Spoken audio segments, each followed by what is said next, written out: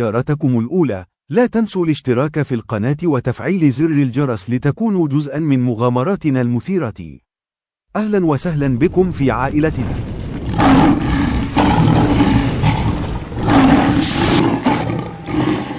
ليست هي المرة الأولى التي تقدم فيها دويلة الإمارات المصطنعة على التهجم على دولة الجزائر السيدة والكبيرة والشامخة بلا سبب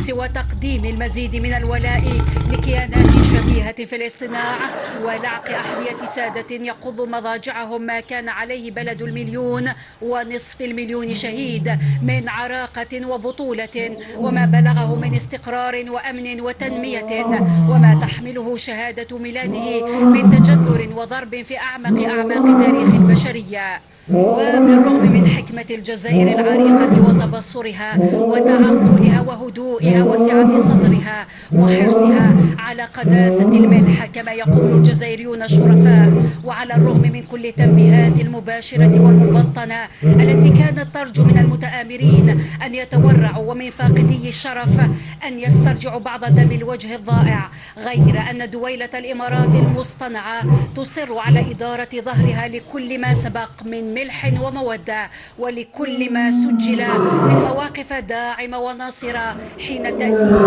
قبل 5 عقود، فهي دويلة لا يتجاوز سنها عمر أبسط إنجاز حققته الجزائر الاستقلال والسيادة. هذه الدويلة المصطنعة التي تحولت إلى مصنع لإنتاج الشر والفتنة عادت هذه المرة عبر إحدى قنواتها اللقيطة لتنفث شكلا جديدا من السموم والوساخة والعفن والوقاحة وسط الجزائريين. الفارق أن الدويلة المصطنعة تجاوزت هذه المرة كل الخطوط الحمراء وكل الحدود التي يمكن لجزائر العراقة والنبل والشموخ أن تغض الطرف أو أن تسكت.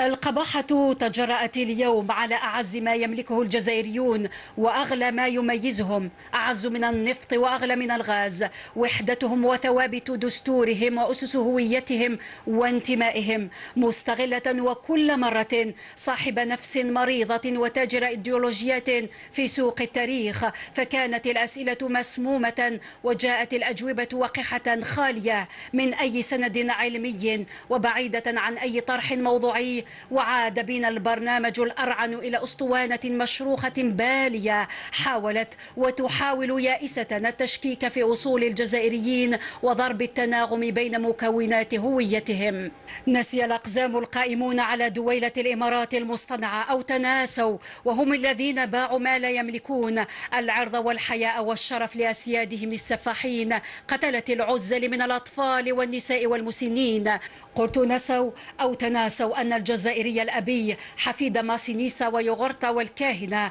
وعقبة بن نافع وطارق بن زياد وبربروس والأمير عبد القادر والشيخ أمود وابن بديس وبالوزداد وبن بولعيد وبن مهيد وكريم بالقاسم ورابح بطاط وبوضياف وديدوش مراد، أن هذا الجزائري الضاربة جذوره في أعماق الأرض والمرتفعة أنفته إلى عنان السماء يمكنه أن يتجاوز عن أي شيء وكل شيء صادر عن شقيق مزعوم ومتآمر منتحل لشخصية الأخ والصديق، غير أنه بأي حال من الأحوال لا يمكن أن يغض الطرف عن الجرأة على وحدته والمساس بأسس هويته وثوابت دستوره، فاليد التي تمتد تقطع والقدم التي تطأ تبتر واللسان الذي يطلق يقلع.